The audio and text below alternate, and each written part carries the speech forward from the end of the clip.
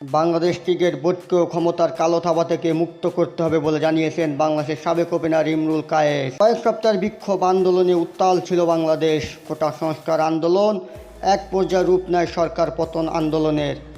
ছাত্র জনতার আন্দোলনের মুখে গত সোমবার প্রধানমন্ত্রীর পদ থেকে পদত্যাগ করেছেন শেখ হাসিনা।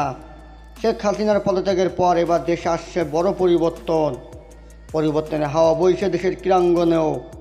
এমন সময় বিসিবি কর্মকর্তাদের উপর ক্ষোভ প্রকাশ করেন বাংলাদেশ জাতীয় দলের সাবেক ওপেনার ইমরুল কায়েস। সামাজিক যোগাযোগ মাধ্যমে বিসিবির প্রতি ক্ষোভ প্রকাশ করে লেখেন, আসসালামু আলাইকুম সবাইকে। স্বাধীন বাংলাদেশে আশা করি সবাই ভালো আছেন। বাংলাদেশ ক্রিকেট বোর্ডকেও ক্ষমতার কালো থাবা থেকে মুক্ত করতে হবে। সম্প্রতি এক সাক্ষাৎকারে দেখলাম বোর্ড কর্মকর্তারা মুখোশ পাল্টে এখন মিথ্যা আশ্বাস দিয়ে যাচ্ছেন। এদের কারণে দেশের ক্রিকেটে কী পরিমাণ ক্ষতি হয়েছে তা সবাই জানে। ক্রিকেটারদের ক্যারিয়ার ধ্বংস হওয়ার কথা বলেন তিনি। কত প্লেয়ারের ক্যারিয়ার ধ্বংস করেছে তারা, শুধু তাদের পছন্দের তালিকায় না থাকার কারণে। খেলোয়াড়দের সাথে ন্যূনতম সম্মান দেখানো হয় না।